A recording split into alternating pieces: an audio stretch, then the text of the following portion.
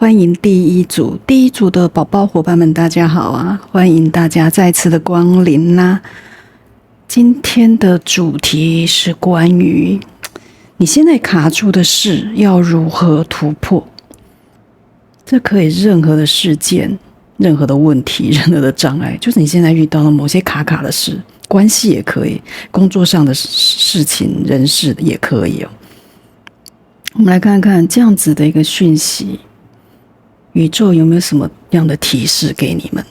这是今天的占卜目的哦，希望对大家有帮助。一样哦，这是大众的能量啊，提取你有感应的部分，然后去改造自己，不是全盘的接收哦。毕竟这是全部很多人的能量在里面，我们不能完全的针对一个人去做解释哦，就是不是个别的占卜哦，所以一定要注意这一点。但是你可以提取你有共鸣的部分，表示这些你既然会选到这一组，里面就有给你的消息，你可以这样来接收哦。好，那关于现在这个卡住的事，我们现在就来看我们第一组宝宝，你们的能量到底是怎么样？这个总能量就是你们选到的这张主牌啊，这张主牌好像拼图，对不对？然后上面写的是一个隐藏的钥匙，然后它的这个逆位，它其实这个牌是双向，它没有正逆位的意思，它更多是说表象是这样，但是有隐藏的东西是什么？你未被发现的，这边是重要的部分。这张牌给的一个很明确的讯息，我觉得在你们的主能量里面，这个事情就像拼图一样，一块一块的，你没有办法看到全貌，但是每一块都似乎很重要的部分嘛，对不对？这张牌在揭示什么？在揭示这个隐藏的钥匙啊，它其实解答其实已经出来的，只是在某一块尚未出现的拼图。你们的这个问题即将要解决，然后方案或者解决的方式也即将浮上台面哦，但是目前你还看不到这一把钥匙，但是它在你的各个部位、各个部分，就事件组成的内容里，它其实可能已经出现，或者还未出现，但是一定会在这个拼图里面拼下那个重要的那一块，可能就是那一个解答了。通常我们在拼的时候都很迷惘，对不对？都不知道这个到底哪一片是哪一片，很乱的时候，当你慢慢的花时间，甚至花一些耐心去处理的时候，只要拼出一小块，那旁边的一块就会慢慢出来，然后另外一块也会跟着出来。大家有拼过图，就是有这种感觉。但是你一旦不开始，你永远都不知道要从哪里开始，然后很无助，然后就放弃了。那你根本就这个拼图你是完成不了的。所以这个图，我觉得光是本身就已经有很大的一个提示的作用了。你现在感觉到的卡住啊，其实并不是真正的停滞哦。有些事情啊，正在你看不见的地方悄悄的发生。有些资源、有些人、有些机会，都还没有完全的浮出水面哦。所以这张牌在说，不是没有进展，而是时机还没有到你的眼前。你可能会觉得啊，自己搞不好过去付出了很多哈，就像拼这个图，花了很多时间。但是好像看不到回报，或者你努力了很久，却好像在原地踏步，一下这一块好像不太对，那看了一块似乎拼进来了，可是又不太符合，就是这样子的一个过程里面，好像在原地的踏步。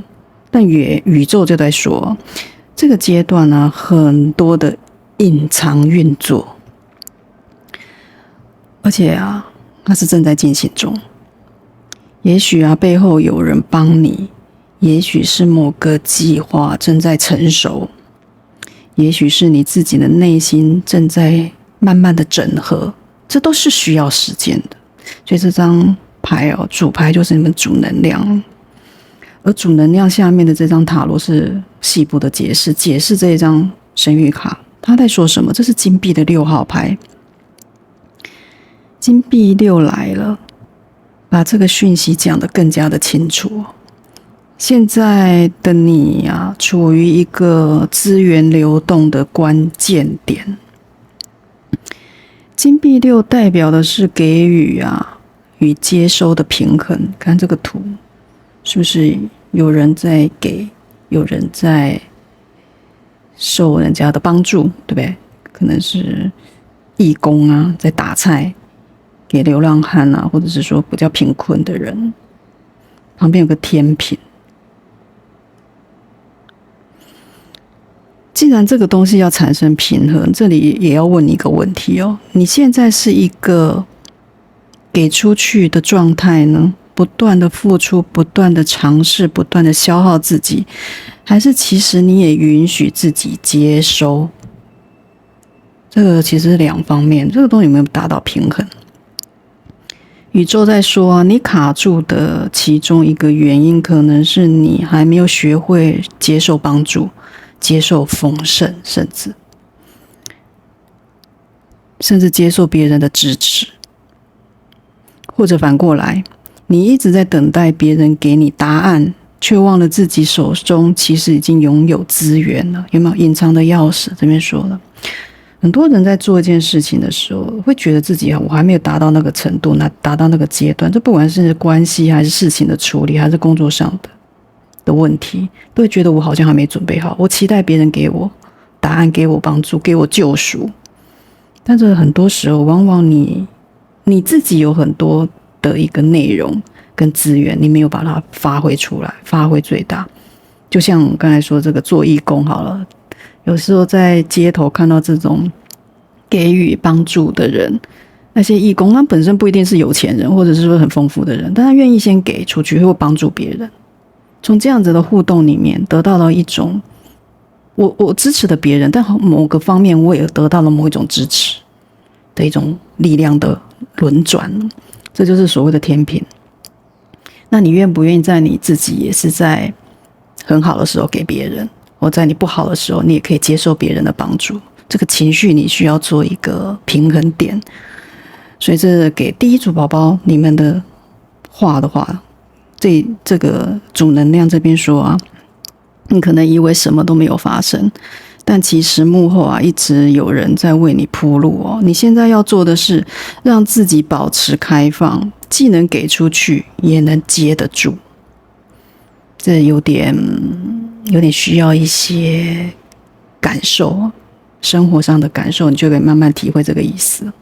施与受的平衡，你不是一直施舍别人，你也不是一直也索取的人，就是这个身份不管在哪一个部分都不是健康的，必须要平衡。不管你现在在哪一个状态，这个主能量这边看到。那针对你们现在有没有1号宝宝，那关于现在卡住的东西为什么会卡住，这边给了一张牌，非常的棒啊！他说祝你走向未知的道路。为什么？答案就是这个。这个像太空人哦，就像登月当年要登月一样啊，那个阿姆斯壮就是踏出的那一步，未知的那一步。所以啊，这个神谕卡在说这个事情为什么卡住哦，非常直接啊，就是因为前方是你从来未走过的路，你会觉得卡住了，踏不出去，踏上月球是有点恐怖。那你踏出去之后，人类的一大步就这样出来了。你踏出去的就是你人生的一大步。就为了给你这样子的一个体验、经历、经验，宇宙才安排了这个卡住这个事情。为什么要卡住？对，让你学会跨出去这个未知的路。祝你走向未来啊！这听起来好像是指引哦，但是放在为什么卡住的位置哦，它就更像在说啊，你现在的卡住是因为你站在一个人生的新的阶段的入口，这条路没有前例可循，你没有办法用过去的经验来预测它，所以你的大脑、你的身体、你的恐惧全部都在帮你踩刹车，所以你现在就有点感觉寸步难行的，跨不出去，很怕。真的，这不是你的错哦。面对未知，所有的人都会很本能的停下来，所以不要去责备自己。因为下面就来了一个来深度说明的是月亮牌，完全符合这样子的恐惧。月亮的出现就把一切说得清清楚楚了，被这样子的恐惧跟幻觉给困住了。这个月亮啊，通常代表是潜意识啊、不确定性，以及我们内心深层的恐惧。刚才说的忧愁、忧虑，你现在脑海啊，可能会有很多那种万一怎么了、怎么了、怎么办？然后万一失败了，万一别人不认同，万一我做了之后还是没有结果，哇，怎么办？这些念头就一直这样挥之不去，让你看不清楚前面的方向，像一层雾一样。这个月亮就是这样，这个人拿着镜子照出了一个月亮，月亮代表阴暗之中的某一种干扰。这干扰通常是自己给自己，我一直在说。而且通常月亮代表的是你以为看到的就是真实，但其实不是这样。你对这个处境的解读啊，可能比实际的情况更悲观，才会这样子的干扰出现。你的脑中啊，一直有那种最坏的剧本、最坏的脚本、最坏的结果，一直有这样的预备。那这个事情不成真都难啊！记得我们说的显化的理论吗？你心中所想的，就是会显化成结果。这叫做念念不忘，必有回响。你既然念念不忘这样的失败，那这样的失败就会到你的身边，真的是这样。所以啊，你可能觉得的那个最坏的剧本，根本就只是一个妄想、一个幻想、一个你自己的悲观解读。它根本也不一定会发生，甚至不会发生。所以这个就是为什么这个事情现在卡住了。它告诉你什么？所以啊，你不是真正的走不动了，你是被自己的害怕跟想象力给绑住了。这个想象力是坏的想象力。那条前面的路其实是真实的哦，只是你需要在黑暗中啊多走几步去试探。前面其实会看到光了，月亮还是黑暗中可以看到的光亮嘛？你要相信这个光亮的存在哦。这就是你现在第二个部分，如果针对你现在的障碍，为什么卡住？来，第三个部分，那什么东西即将会被解除？这个就是我们今天的目的啦。既然这样，如此，这般，那后面会怎么样？有没有什么东西可以协助你？什么障碍会解除？什么东西应该要解除？这边反抗，这个人在反抗，关键字就是反抗。反抗，然后下面是战车牌，哇，这个也非常的明显。这个阻碍啊，即将要被解除，而解除的方式就是你终于愿意反抗，愿意反抗。以往都以为说，这个反抗就是不要反抗，但我们这边是说什么障碍要解除？这个要解除的是，因为你争取，因为战车是一种前进的动力，表示去突破、去前进，即便前面有两条路，不知道该哪一条路该走。但是我骑着我的单车，对不对？骑着我的小白马，看你们的那个配备是什么，反正往前面去选一条路过去，甚至是反抗你某一种你内心的忧虑，刚才说的月亮这种忧虑，去反抗它，去阻挡它。所以即将的阻碍是这一个，你会反抗那个你一直要妥协的声音，反抗的那个算了吧，你不行啊，还是不要冒险比较好啦，这样子内在的声音，或者是说外部的环境压力啊，也许某个人的眼光啊，也许是某个社会的期待啊，也许是你为自己设下的某个限制啊，这都是需要去反抗的。所以即将解除的这个障碍啊，不是外部的障碍，而是你和你自己之间的那道墙啊。这个人有没有？其实没有人阻碍他，对不对？阻碍的是他自己火红的身体，某一种你自己内在的力量。所以即将解除的障碍啊，是这样的话，那你又跟你自己产生妥协了，产生很好的一个平衡之后啊。当你开始反抗那个压制你自己的力量的时候，突破就发生。这个塔罗的战车啊就升华了，战车就来了。这个是非常有力的一张牌啊，全部塔罗里面最强悍的最有动力的。战车代表是意志力、掌控、突破障碍往前进，就像刚才说的，两条路，其实在前面有路，也不是没路，走出去啊。我觉得你们都有单车也不错，不是靠两只脚。我觉得这个意见是甚至还是可以很愉快的。这个人还有很多装备，你看他很多装备，他不是只有脚踏车，不是只有单车。所以这在说啊，你的装备已经够了，你已经准备好了，现在缺的是你的下定决心去出发的那一个 moment， 那个念头。战车的能量在告诉你啊，这个卡关卡住啊，即将结束，但它需要你主动去启动，不是等待，不是观察，而是拿出你的缰绳，打你的马，让你的马跟你一样往前进哦。你要决定，这就是我要去的方向。你要决定，你要有这种决心，然后带着你所有的矛盾的情绪一起上路啊！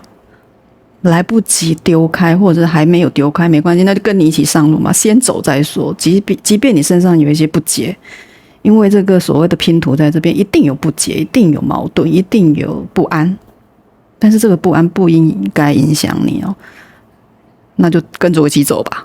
真的这个意思。这个红色的人的反抗力量，我觉得也有很多的一种勇气在里面。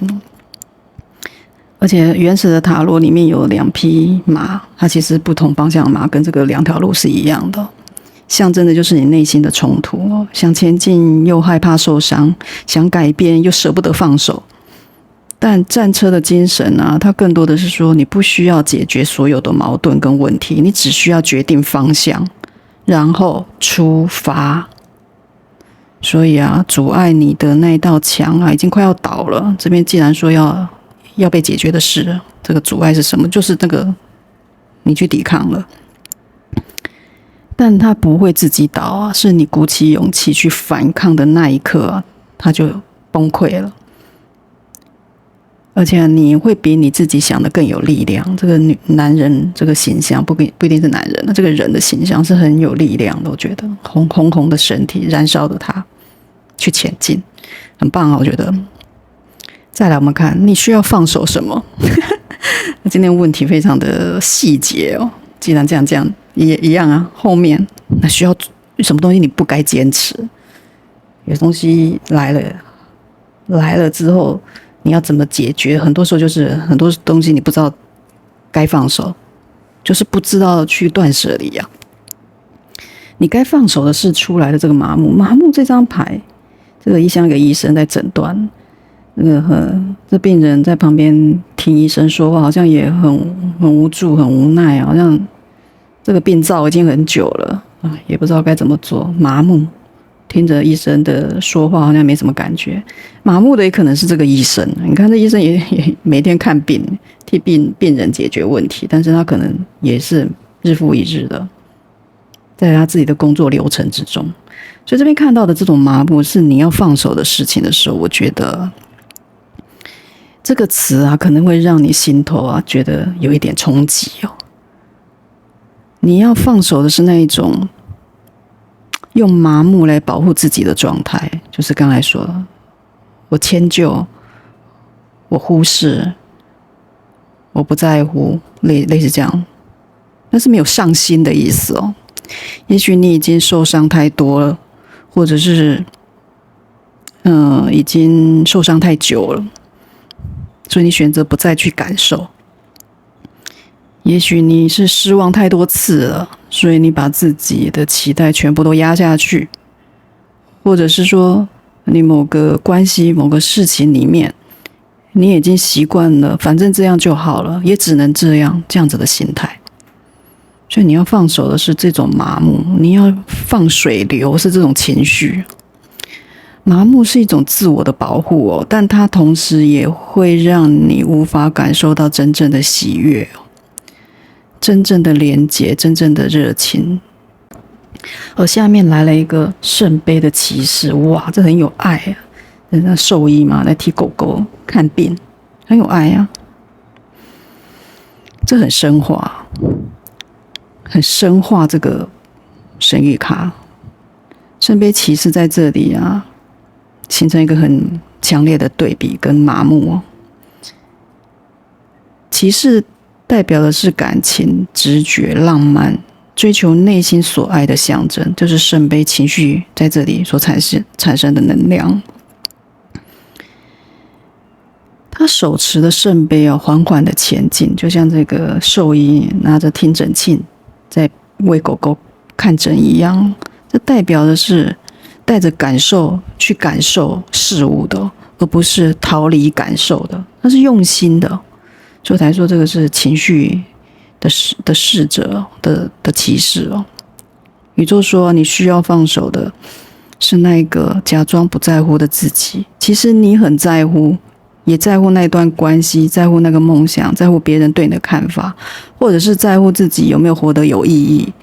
当你允许自己重新有感觉的时候，你才能像这个圣杯骑士一样，带着真实的情感去追求你那真正想要的东西，而不是让自己麻木。我觉得日复一日跟重复的东西很容易让人这样，尤其生活现在的生活，大家步调都很快，尤其容易。但是这边说要放手的是这种感觉，不要让自己在这种无感，在这么无感，在这么无所谓下去，拿出这种圣杯骑士的情绪出来啊！不要再假装不在乎哦，放下那个想要保护自己的麻木哦，允许自己再次的接受，那才是你真正的力量哦。这就是看到了要放手的事。那最后你该接住的事。你该接住的，你该把握住的是什么？来了一个预报，哇，这个是愚人牌啊！如果在这个是我们的 Happy House 的神谕卡，那个麻木跟这个预报两两相对，大家应该会有感觉。预报什么？我们的卡除了神谕的话，那个后面这个代表小丑牌的意思哦。预报在讲的是很让人家振奋。它是一个预告，有一个重要的讯息、机会或者是转机啊，正在往你这边走来。预报这张牌就在说，你要保持这样感知的敏锐度，因为宇宙会用各式各样的方法传送讯息给你。也许是一个突如其来的念头，或者是一个偶然的对话，然后一个你从来未考虑过的机会。转角遇到爱就是这样，你经过那个转角才会发现，很意外的。你要接住的啊，是这份预兆给你的行动力。你感应到了某一种蠢欲动，你就该去做。这个气象预报是好天气，看到没有？这个牌我们当初设计的这个图片也是让大家可以融入哦。有关键字，然后有图片，大家去感受。预报是好天气，有没有？不会是坏天气，你不用带雨伞，不用打伞，不用带雨衣啊，很好啊。而后面的这一张塔罗牌又深刻的这个影响，压轴啊，这是大牌啊，能量非常强烈啊，一个大大的那个喇叭嘛，吹起啊，那吹起什么？代表的就是审判的觉醒啊、召唤啊、新生以及重大的人生转折，这是一个大牌。刚才说的，就表示这是一个人生很大的、很重要的一个转捩点，你一定要重视它。所以啊，它的画面啊，就是天使啊去吹响号角，然后沉睡的人啊从棺木里面苏醒站起来，这是你一个。你无法再继续睡的时刻，你不能再装睡了。号角都来了，喇叭都来了，你还装睡，那就是你的不对。这个预兆，我觉得不是预兆，喇叭表示它都已经在你身边。我觉得会某种声音来，某种讯息来，就刚才说某种消息会来到，你一定要接住，不要再漠视，不要当作没看到，这样就浪费了这个机会，你就浪费跨出这个坎的机会。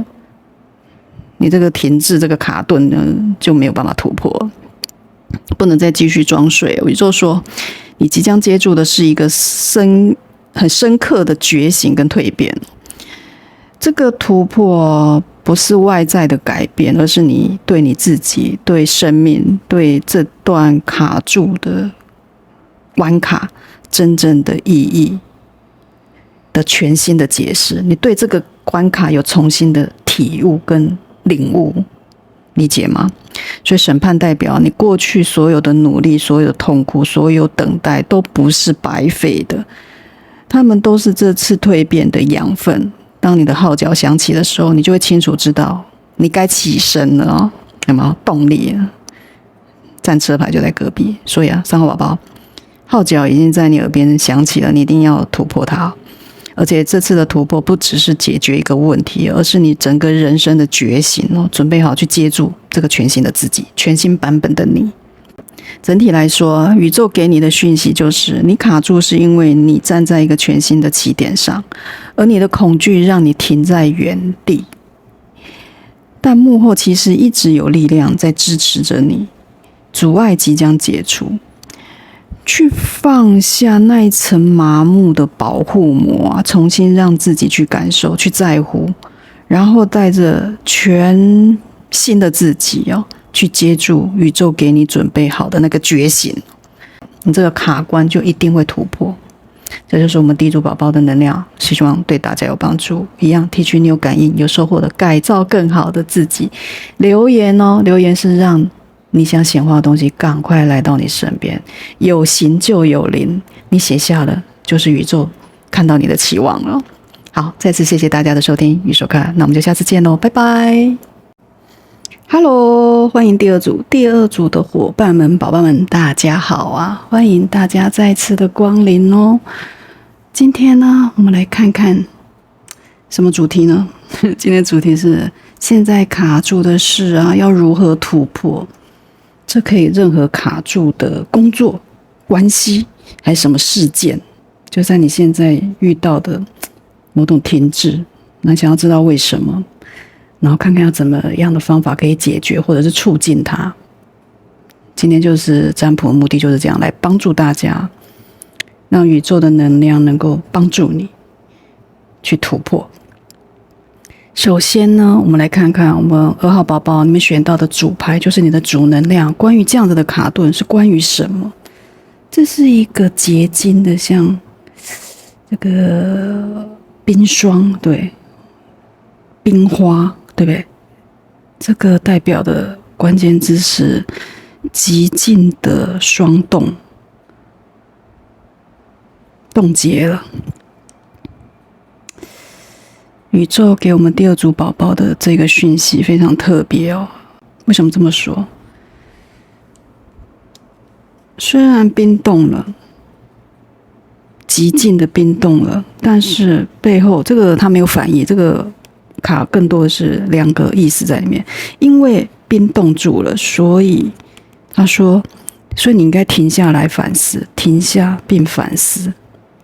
所以我来说，这个能量有一种很特殊的结构在里面，看似矛盾，但是其实有很大的指示哦。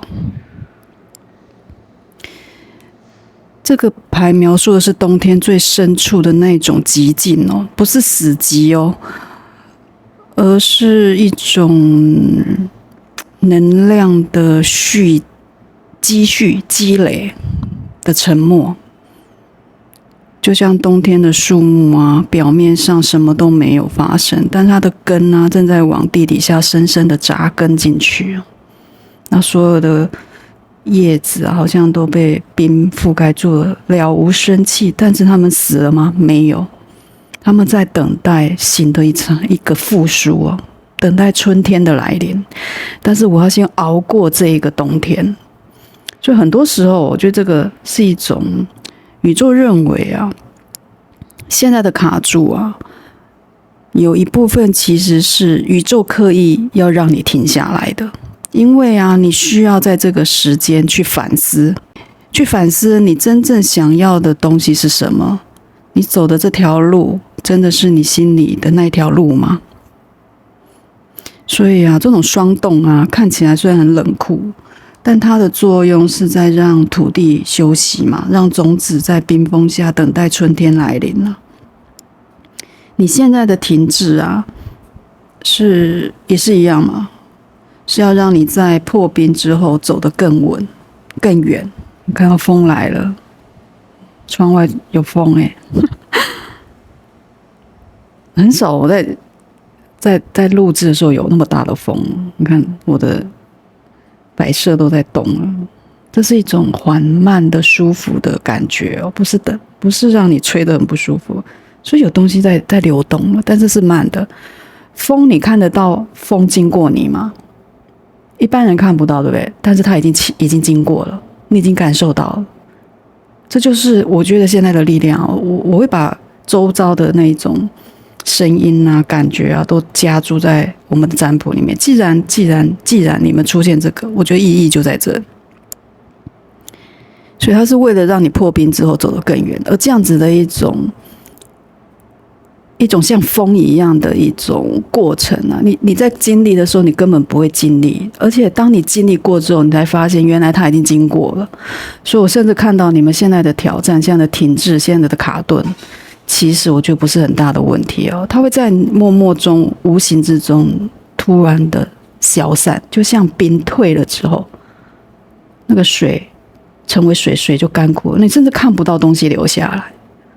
我觉得有这种很让人家舒服的未来的期许的感觉，这就是我现在看到这张牌。我后面这个战车牌又深化了这个感觉哦。第一组也出现了战车，但是在这边你们的意义完全不一样哦。我们第二组的战车哦，不是叫你冲哦，而是在你现在这个关卡，要你休息的关卡，是在问啊，你的战车现在要朝哪个方向前进？这个人骑着单车，对不对？前面就有2条路。原始的塔罗前面有2匹马嘛，那2匹马其实是停止了。这在说的是什么？不是你没有路，而是你在停下来看我要走哪一条路。所以暂停这种停滞、这种冰封是必须的，我必须要有一点考虑的时间。所以战车的主人呢，需要先确认方向，才能去驱动前面的马。所以宇宙说，你现在的卡顿啊、卡住啊，很可能是因为你的战车还没有准备好，应该说你真正内心想要去的方向还没有确定好，所以你才停在那里。你一直在用力，但用力的方向可能需要调整哦。这个牌哦，这组牌在说，先停下来，在极静中去想清楚你的方向，然后战车的力量才会真正的为你所用哦。不是停止前进，而是在出发前确认方向。我们第二组宝宝，这个停滞啊，不是惩罚，是宇宙给你的礼物哦。在极静里面呢，你会找到那一个一直想要告诉你方向的内在的声音，听见它，然后再出发。我们的能量完全很明白，主能量在这里。那关于这样子的一个卡顿卡住，它又为什么会卡住？为什么呢？它要宇宙安排这样的历程给你呢？来教你学会放手，教你如何放手。这个人放风筝，对不对？他也没有真的放手啊。所以真的放的是什么？是一种轻盈，一种轻松，一种不控制。但是我有一个东西，这条线是什么？某种意念呢？某种以你更舒适的方法，更轻微的力道去掌握某个东西就够了。这就是放手。这个图非常有意境，教你如何放手，放在这里这个位置，就在说啊，你紧紧抓住的某个东西，如果不放，而那个东西啊，就是让你无法前进的重量。也许是一段关系，一个你以为应该要达成的目标，或者是一个别人对你的期待，更或者是你对你自己过去的某个决定的悔恨跟自责，都有可能。抓着，你抓得越紧啊，路就走得越沉重。你卡住啊，是因为啊，你的手啊，你的心，我觉得更多是你的心还不懂得放开。下面的塔罗在告诉你什么？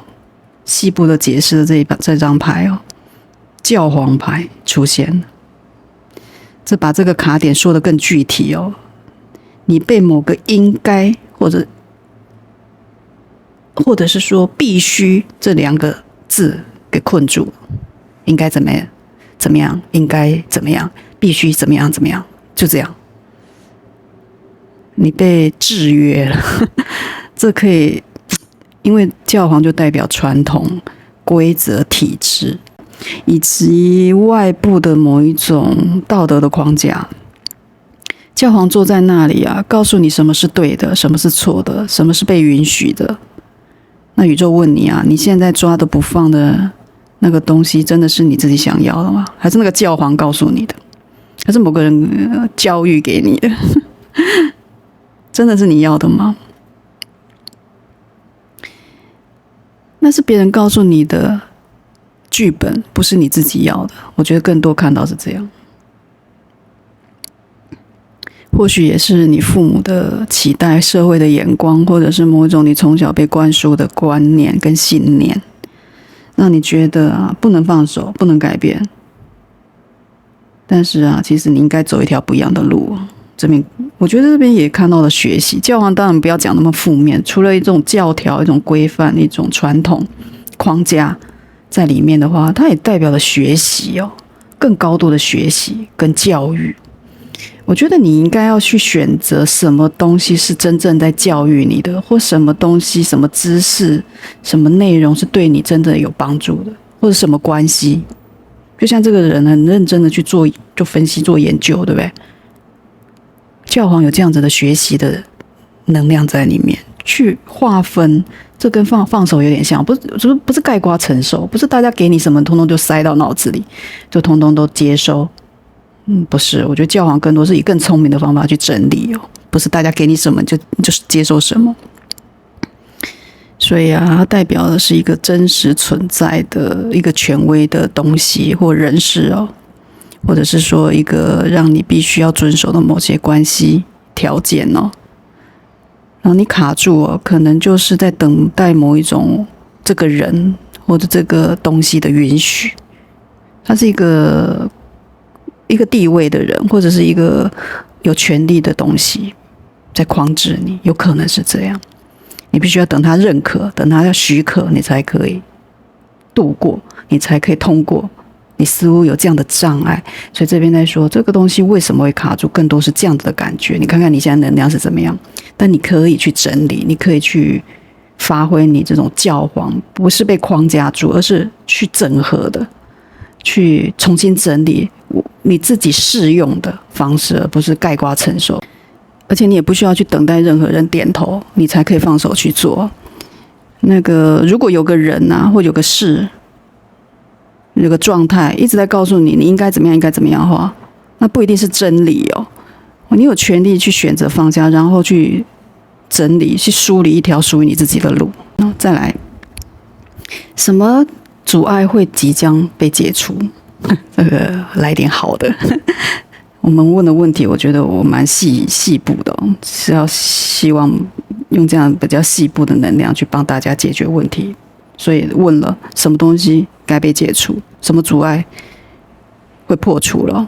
这边看到了一个内心的平静，加一个圣杯的骑士，这个牌其实蛮好的。内心平静就表示这个阻碍的解除啊，不是来自外在环境的改变，而是来自你内心的一次和解，对自己的和解。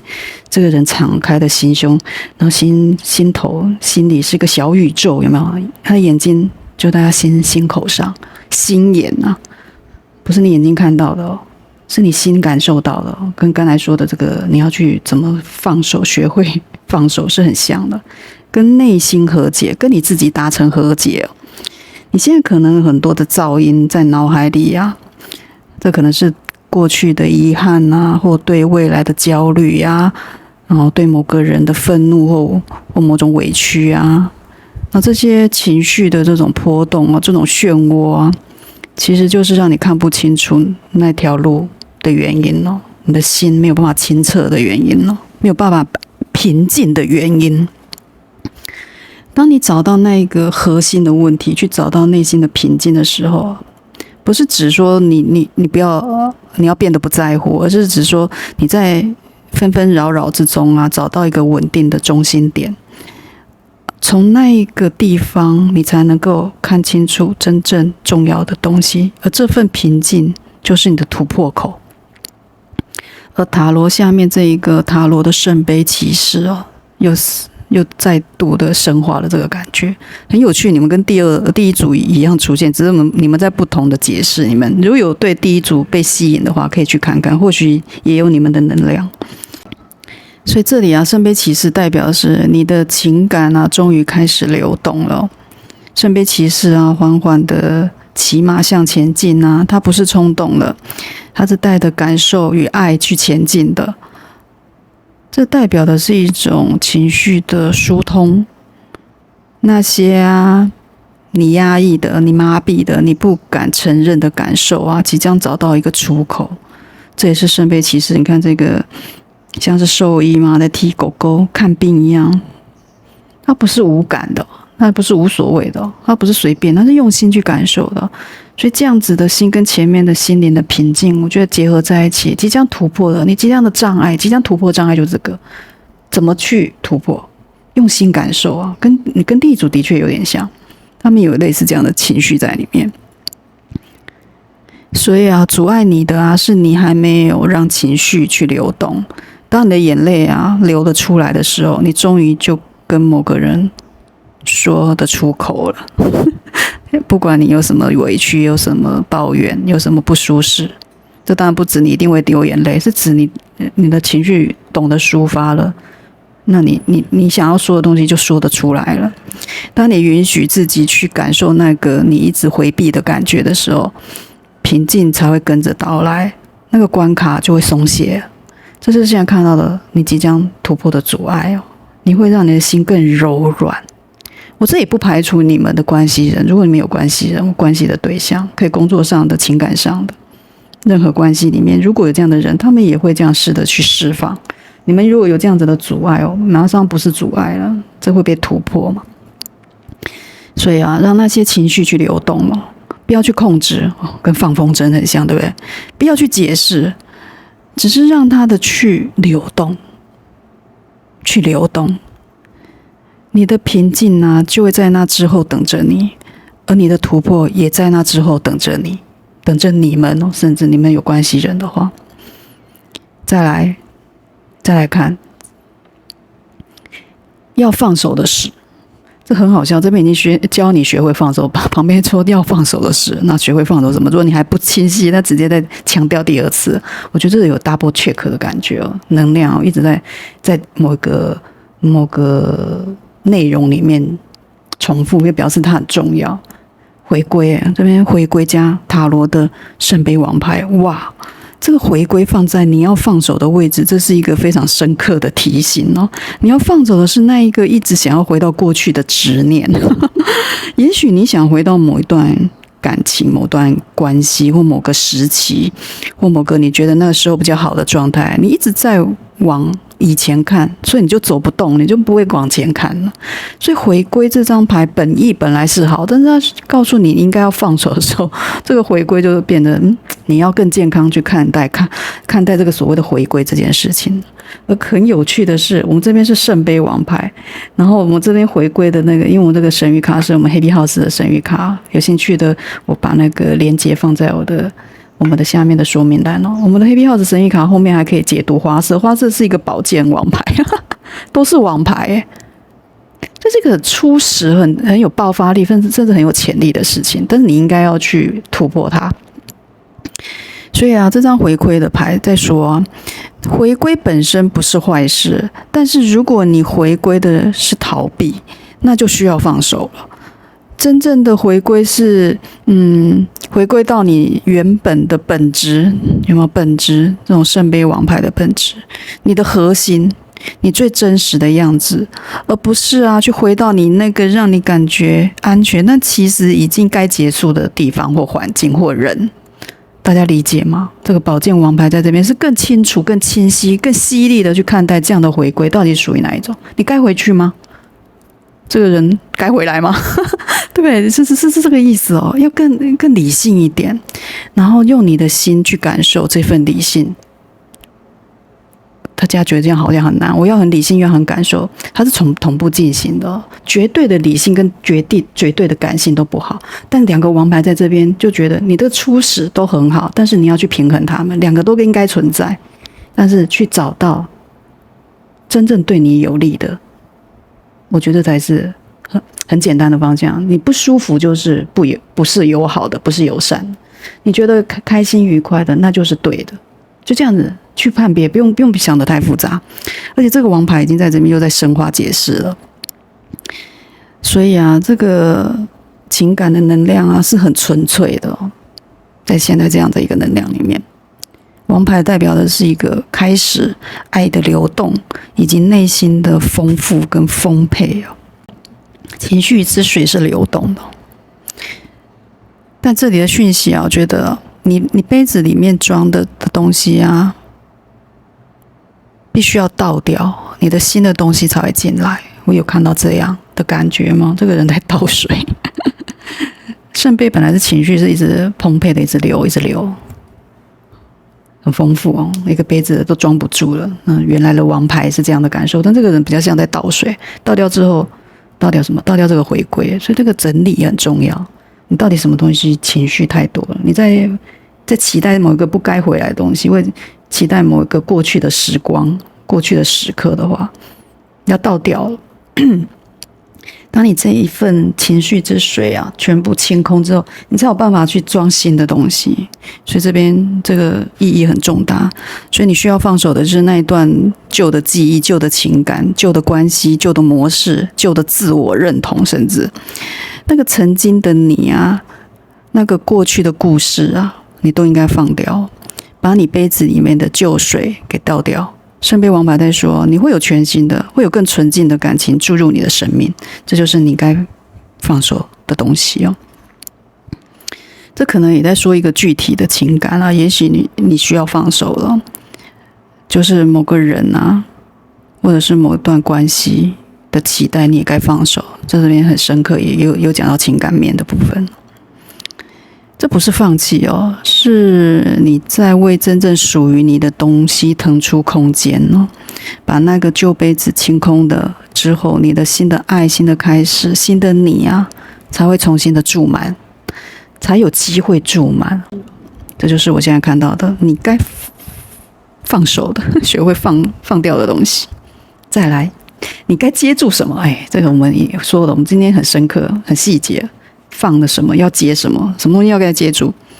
哇，你的资源啊，这是我们 Happy House 的神谕卡，资源有没有？资源好多东西哦，很丰富哦，有金币哦，有罗盘哦，然后有好多的书本哦，很多讯息。外面你看，连那个外面的树都结了果实，资源很丰富。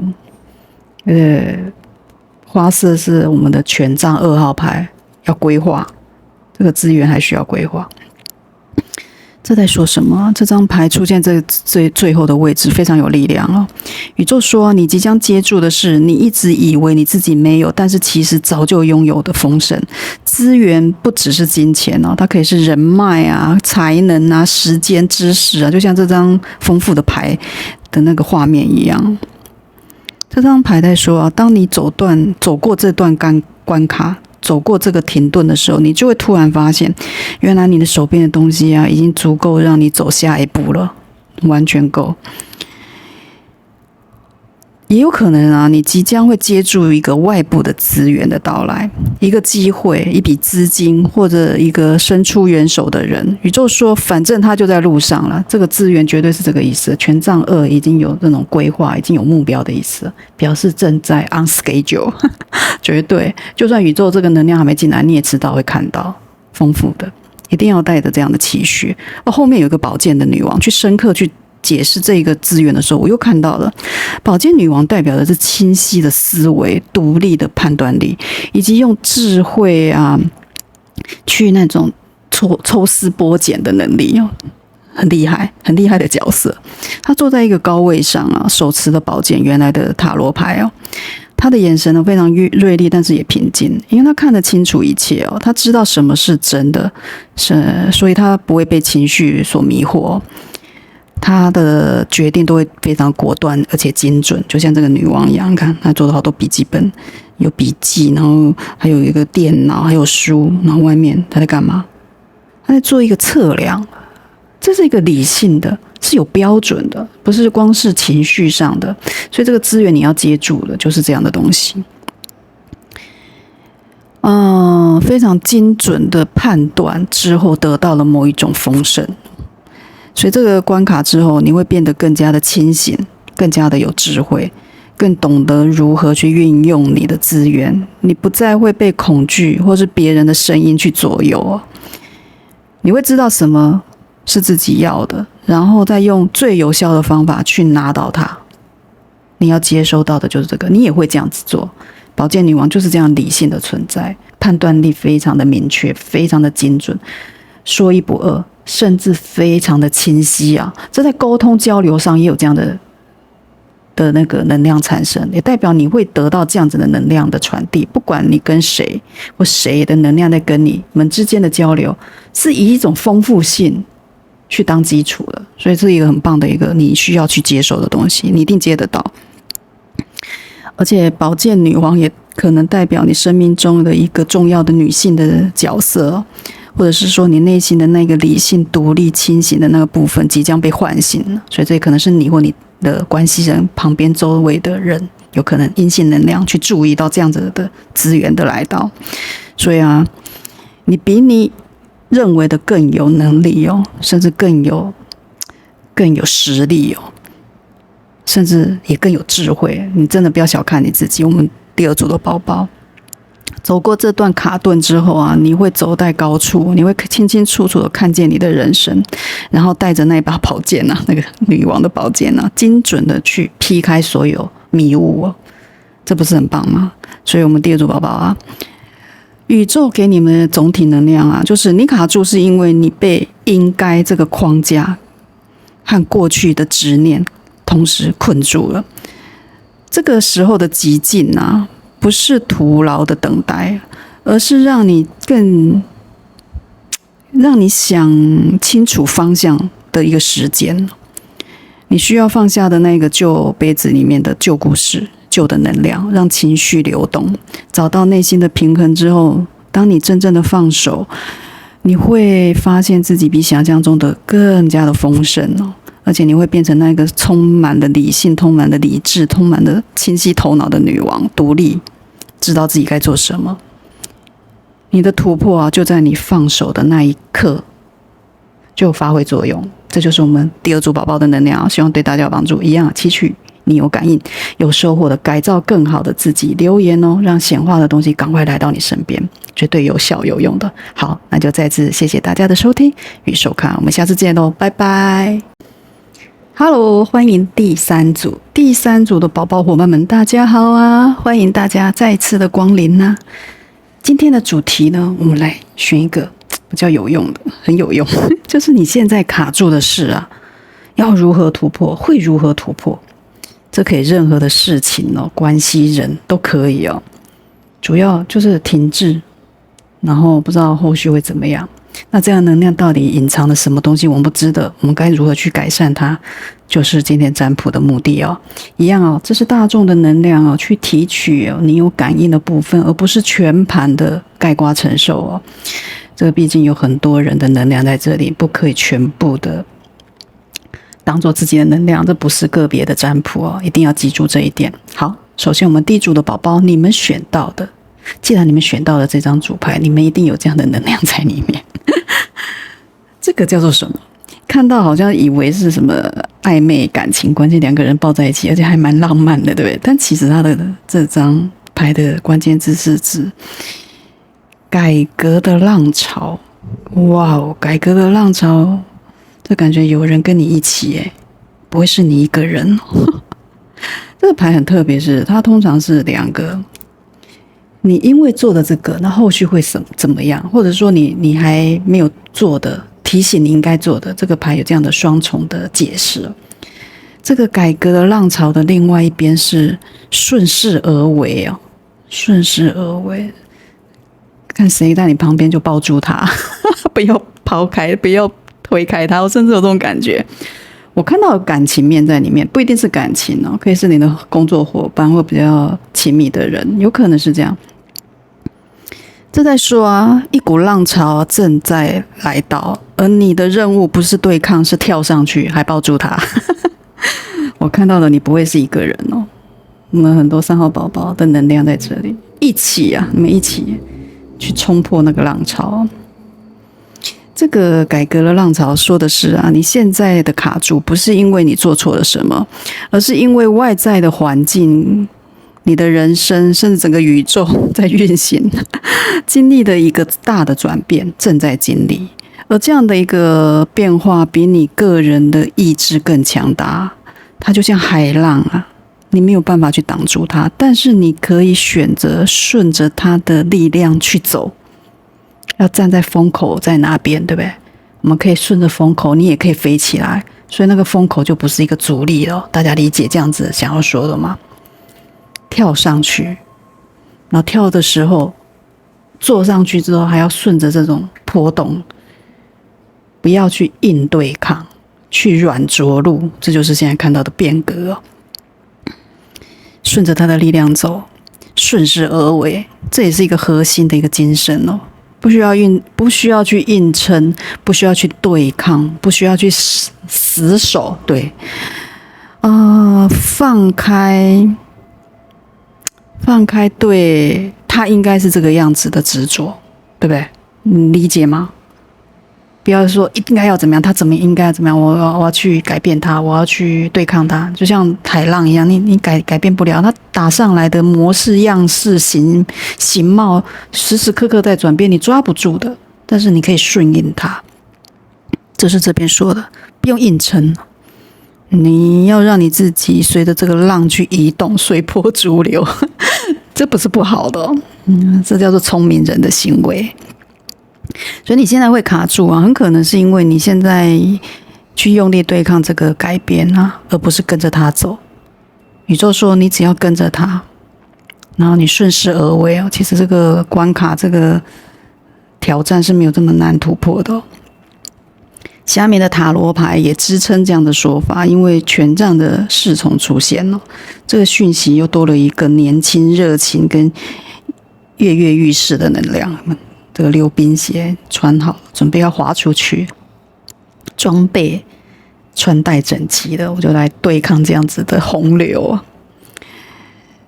这个权杖侍从是一个充满着好奇心的探索者，他原来的形象是手拿着权杖啊，然后眼睛里会冒着火的家伙，对新的事物都充满的那种好奇跟渴望，对冒险也非常的热情，总有我想要试试看的冲动。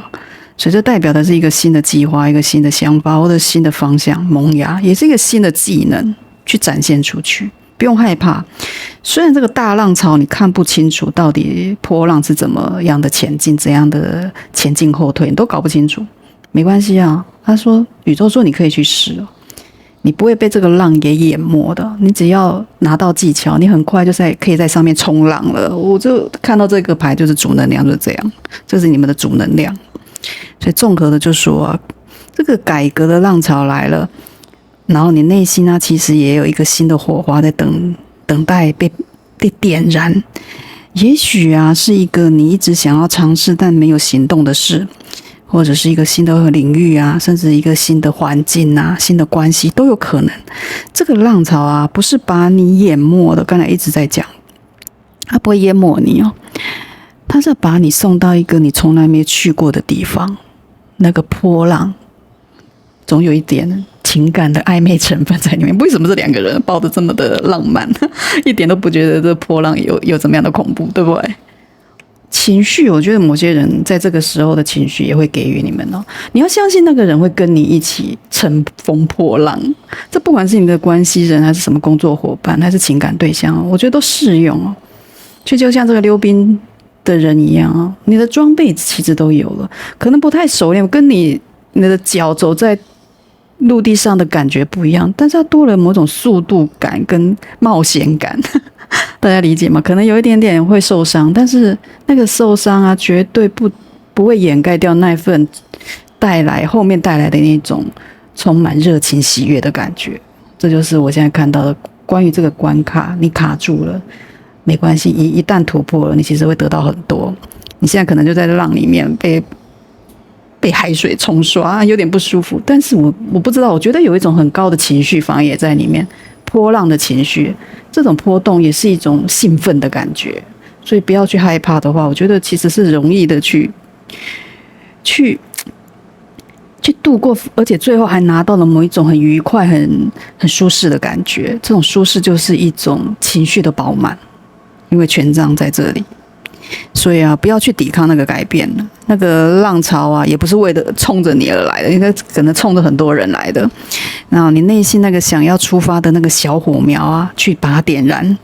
反正你已经等了很久了，都没有出发了。我想赶快就去了。浪潮来了，你要站在风口上，你就连猪都会飞起来，就是这个意思。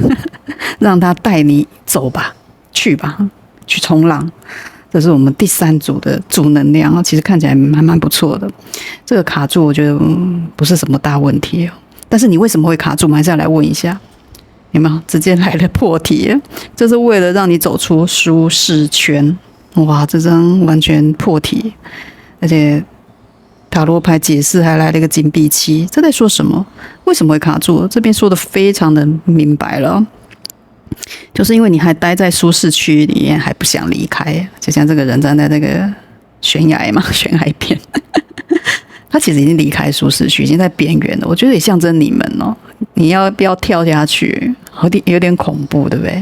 也不知道下面是什么，搞不好这个有人会接住你。我下面有个弹簧垫，对不对？类似这样子，并没有那么的恐怖，甚至搞不好这个崖就这么1米高而已，跌下去也没有什么事。就这个舒适区，我觉得你们已经站在边缘，你们甚至已经在观望了。我觉得这是好事啊。所以现在被卡住的事情，我觉得很快会突破。只要你开始离开这个舒适圈。会卡住在这个位置，也不是在责怪你啊，而是说现在这个所在的地方虽然不是一个让你快乐，但是它有一个熟悉感嘛，然后这样的熟悉感就会让人家比较难以去割舍，比较难以去离开，很正常的人之常情啊。所以你的卡住是因为，真正的突破在舒适圈以外哦，你的脚啊还踩在这个线上。现在还踩在线上，还在决定当中。也许你会知道你自己需要改变，也许你已经想了很久了，但就是有一种力量把你保留在原地哦。但是现在开始，你要开始想，那个舒适圈是不是真的可以带你到所谓的舒适、所谓的幸福、所谓的美满？理解吗？你所谓的安全的地方，真的安全吗？因为金币7讲了一个事情哦，这是一张让人熟悉又有点沉重的牌哦。因为金币7通常是一个农夫啊，就是拿着锄头啊，看着他自己辛苦种出来的植物啊，那个7个金币，然后一直在想，他付出了这么多，结果怎么还没有出现呢？他就在评估，还要继续吗？值得吗？还要等下去吗？还要做下去吗？还要投入吗？就是这样的能量。但是金币7也在说啊，是你正处于一个投资了大量时间跟精力，但还没有看到回报的阶段。你卡住是因为你不确定要不要继续投入，好像感觉看不到尽头，但是放弃又觉得可惜，所以这个舒适圈就尴尬在这里。我在这里好像可以哦，我做这样子原来的事、原来的专业或原来的工作或原来情感，但是我总觉得少了一份什么，但是你又不敢跨出去。就金币7更多的是说去检视，跟这个踏出舒适区也是很相似啊。去检视你现在的这样子的一个成果，你为什么还有点不满意？还是你为什么会觉得没有得到相同的报酬？你去改正一些东西。所以这个就是现在你卡住，为什么会卡住？我觉得你们也没有卡住，你们只是现在更像，我觉得你们能量第3号宝宝不太确定要不要前进，当然你们不会后退，但是最差的状况也就是保持在原地原来的安全区。但是我觉得也不是好跟坏的问题，是现在就是踏不出去，就是一直在评估到底后面会得到怎样的成果，就是这样。所以金币七跟这个舒适圈这个组合啊，说的是说你用了很多精力去投入的时间甚至很久，然后甚至呢用这个来说服自己保留在原地哦，你舍不得离开那些沉没成本，然后那些时间、那些精力、那些努力、那些情感、那些关系，反正曾经你已经付出的，你都非常的舍不得。但宇宙在说啊，继续留在这里啊，并不会让那些付出的东西产生意义哦。真正让他们能够有意义的是，你要带着这份养分走到下一个阶段。所以啊，我们的3号宝宝，你投入的那些东西，不管是什么，一点都不会浪费。但他们是你的翅膀，不是你的枷锁。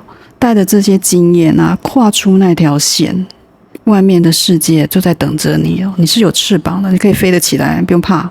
这有鸟啊，对不对？是不是？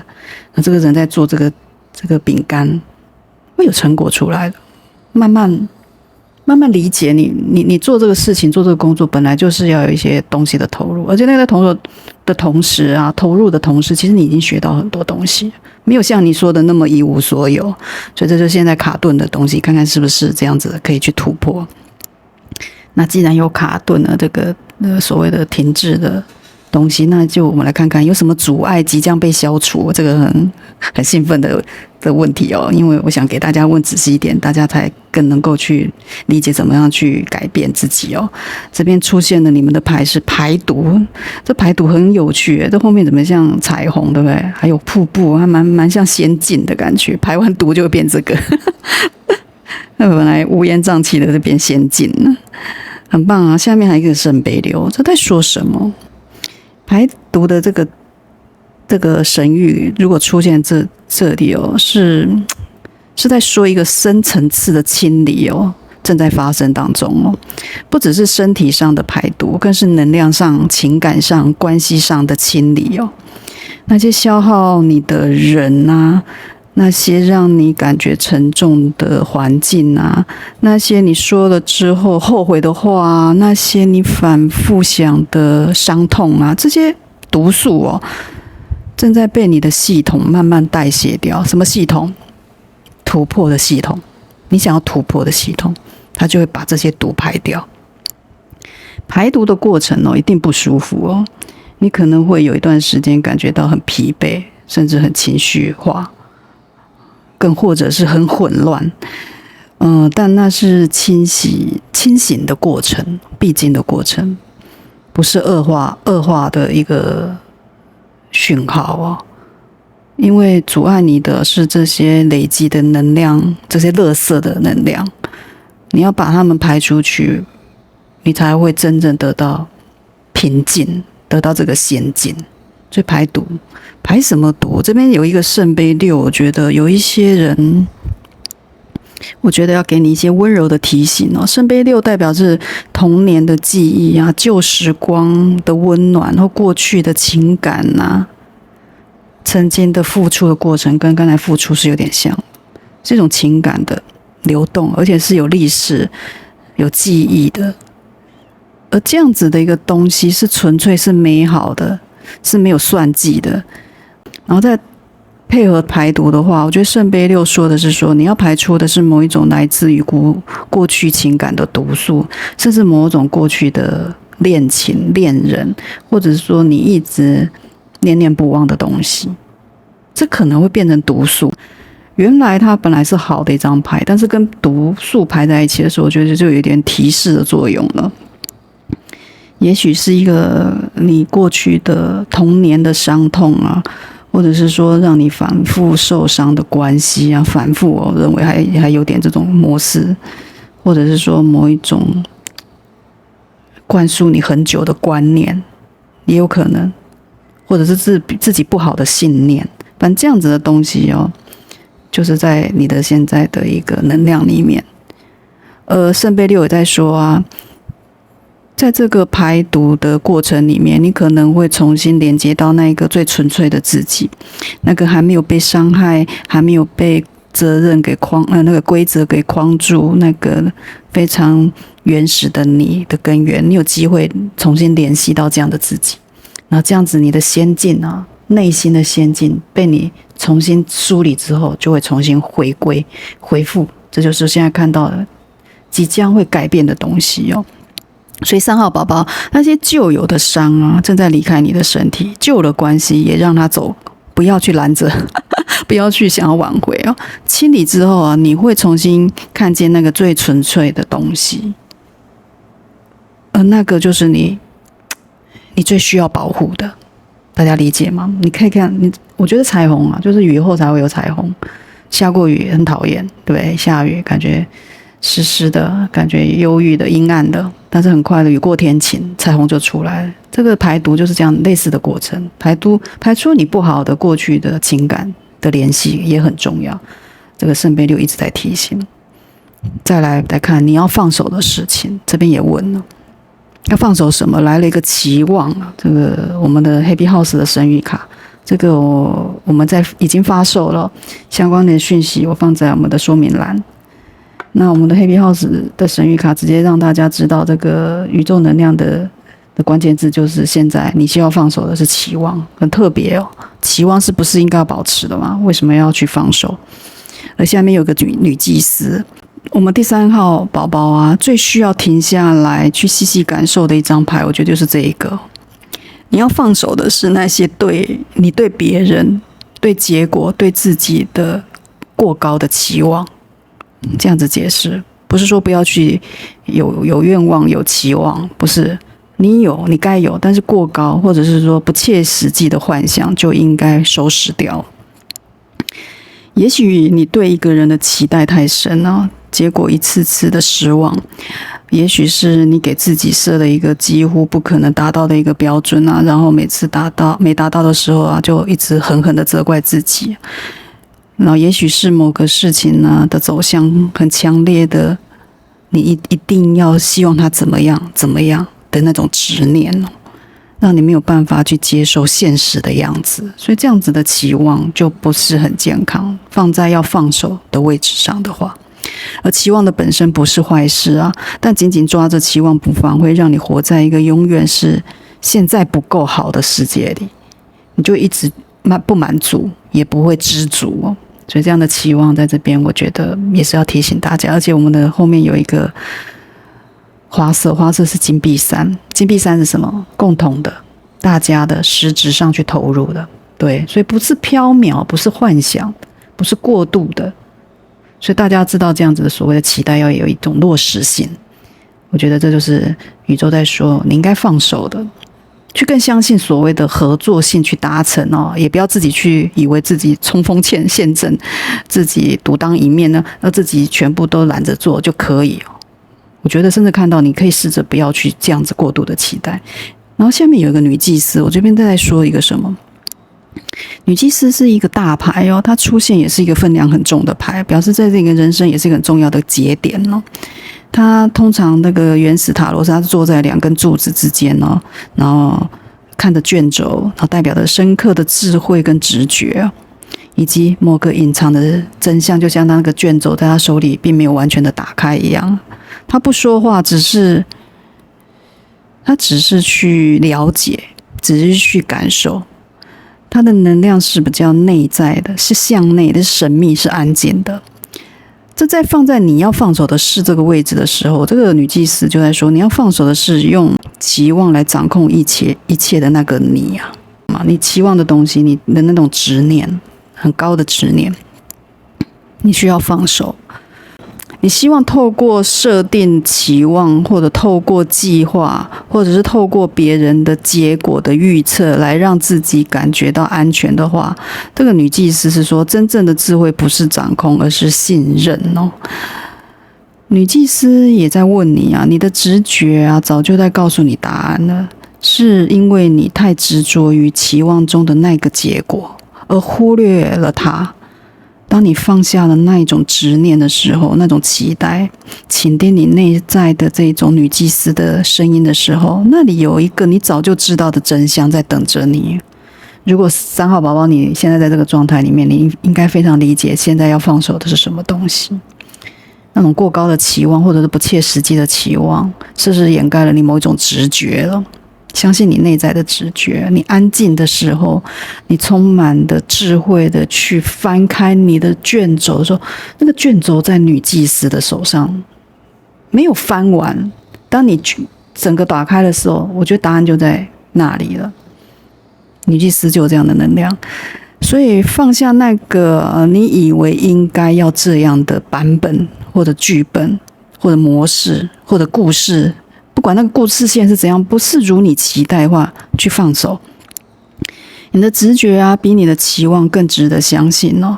当你停止去抓住某一种结果的时候，你才能够去真正的听到那个一直在你内心发出的声音，那个卷轴你才翻得完。你不会一直停在当下或当时某一个状况，然后就忘记你其实有答案在你手上了，但是你有没有静下心去完整的看完，完整的去倾听你内心？